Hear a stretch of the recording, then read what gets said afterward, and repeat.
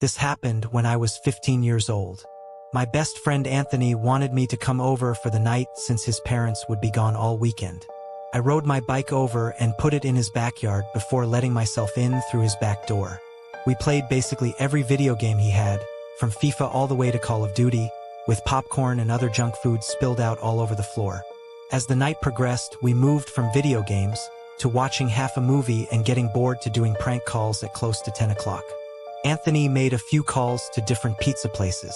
When it was my turn, I just dialed a few random numbers in hopes to get someone at their house. On, say, my fourth attempt, I finally reached somebody. A guy with a deep and rough voice picked up, answering with a yeah instead of a hello. Anthony's laughing in the background made me stumble with my words mid-sentence, ultimately cracking up into laughter. I had never done a prank call, so I sucked at it. The guy on the other end was silent. I regained a straight face and tried to continue with the call. It went something like this. Sir, would it be all right if I borrowed one of the wheels from your car? What's your name, kid? My name is Bob. Really? You sure it's not Anthony? Hit me like a brick. I looked up at Anthony, whose face was noticeably full of fear. I hung up the phone, not wanting to be on the line with whoever that was for another second. Anthony, who the hell was that? I asked him. I don't know, he told me. Does your caller ID info display your name or something? No, it shows my dad's name. We hopped on the computer and did some research, trying to figure out how it was possible to get someone's name through their phone number. It didn't make sense how he could get Anthony's name so quickly. He was way too young at the time to be on any of those personal information sharing websites.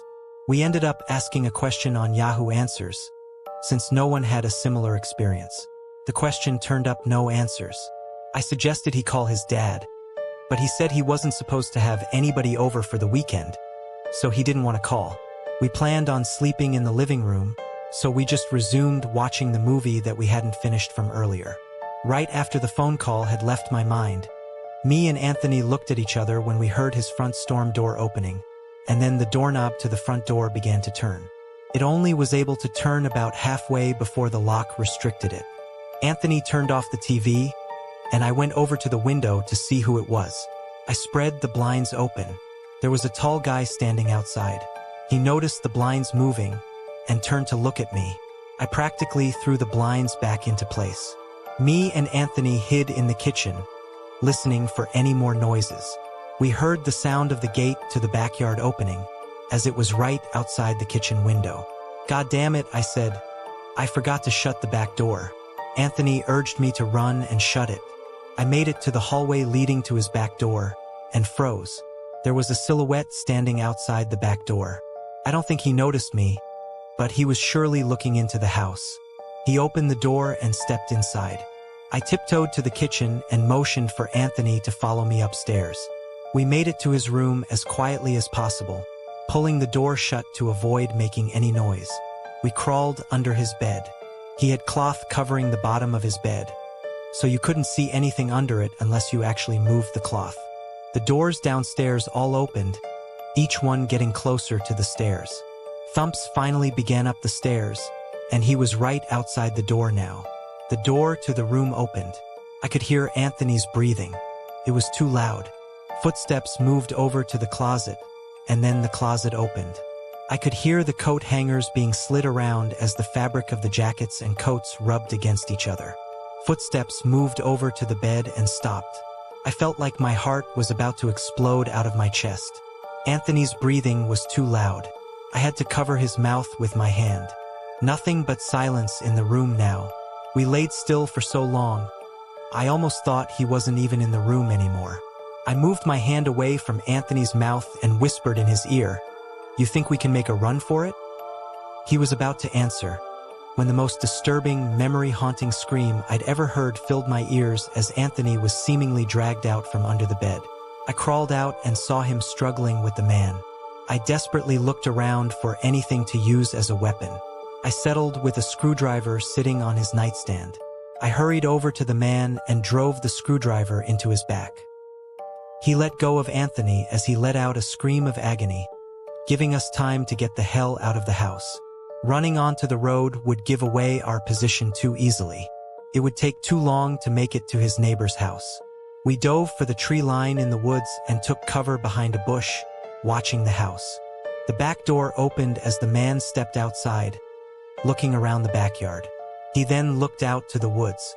I felt his eyes pass me as he scanned through the tree line. It seemed that it was too dark for him to see us. Then he turned his head back in our direction. I ducked behind the bush. "Joe, he's coming." "What? Dude, get up, we gotta run." He was right. The man was approaching us fast. How could he have seen us? We ran through the woods with the leaves crunching under us, giving away our position. When Anthony tripped over something, I crouched down with him, hoping we had run far enough. Not even 20 seconds later, oncoming footsteps from the direction we were running from came fast. They slowed down only 2 trees away from us as we lay face down in the leaves. Moments later, the footsteps take off in another direction.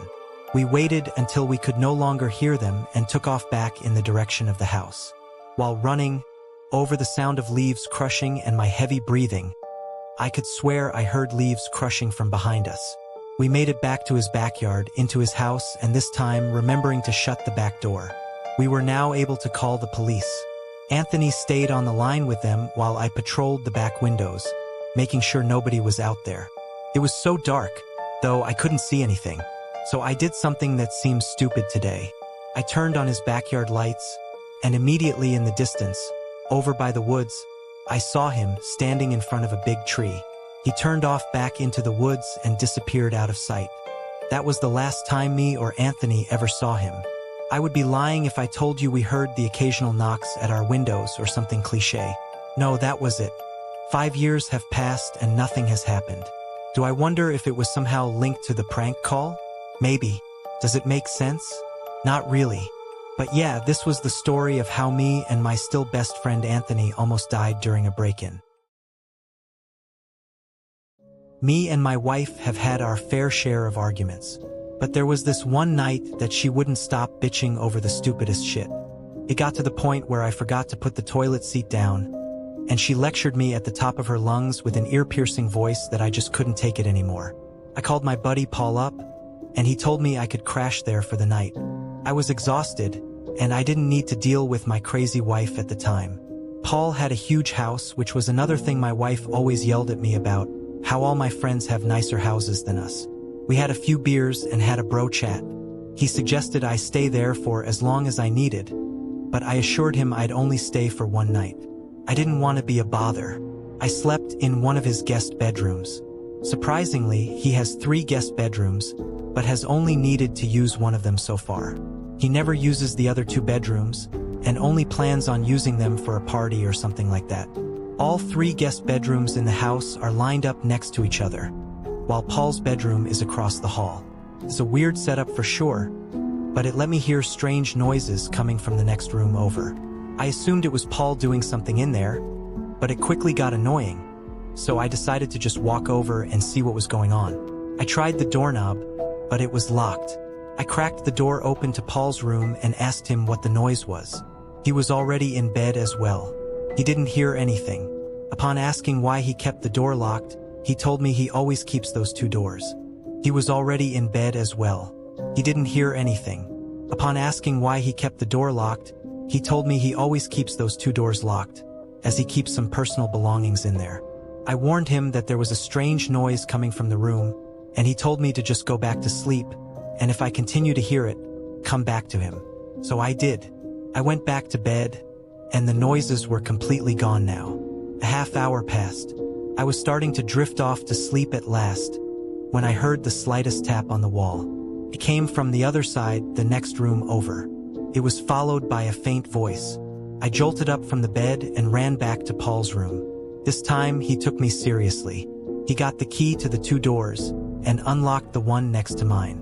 We stepped inside and felt a breeze hit us on the way in. The window was completely open, along with the closet.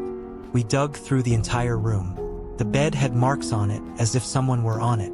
The closet was full of empty bags, and his valuable belongings that were in his drawers were gone. Paul suddenly ran out to the hallway. I was confused at first, but I caught on quickly as he was checking the other room. I was right by his side as he unlocked the door to the third guest bedroom, and the first thing we saw was a black figure jumping out the window onto the patio roof. Paul was about to jump out after him, but we instead both ran outside through the back door in hopes to catch him. He was gone already. It's a good thing we didn't catch him though, because what we found in this room was far more disturbing. The white sheets on the bed were stained with blood. The closet had the butcher knife he had been missing sitting on the floor with a few blood spots on it. And of course, all of his valuable belongings were gone. These people, most likely homeless and likely dangerous drug addicts, were living in his home for a little more than a week.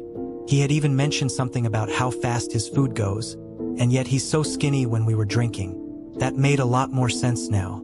As far as we know, none of them were ever caught. I remember it like it was yesterday. It was my first sleepover, an important part of my childhood. It was my good friend. His name was Jordan. We were 10 years old. He had a huge basement where we could play video games until 1 in the morning, and then sleep on the couches. Skipping the teeth brushing like two little rebels, we went straight to trying to get some sleep on the couches. I fell asleep with ease. I woke up at some unknown time. I realized the TV was still on, with a blank screen. It was giving off a very dim light, but it was enough to notice something in the far corner of the basement by the stairs. It was some tall object. I didn't know what it was, and I can't really describe how it looked. All I know is it almost reached the ceiling. The sound of the TV turning off and the small amount of light vanishing was almost enough to make me start screaming. I shut my eyes and just laid there, motionless. I don't even remember falling back asleep. All I remember is waking up to a sudden and horrid screaming coming from upstairs. It was Jordan's mom. He woke up as well, and we looked at each other before sprinting upstairs to his parents' room. His mom was sitting there crying as his dad was turning the room upside down looking for what she saw. He barged out past us looking for anybody in the house, but there was nobody in the house. No signs of entry or exit. I'm still friends with Jordan today, and the last time I've brought this up, he said his mom doesn't like to talk about it.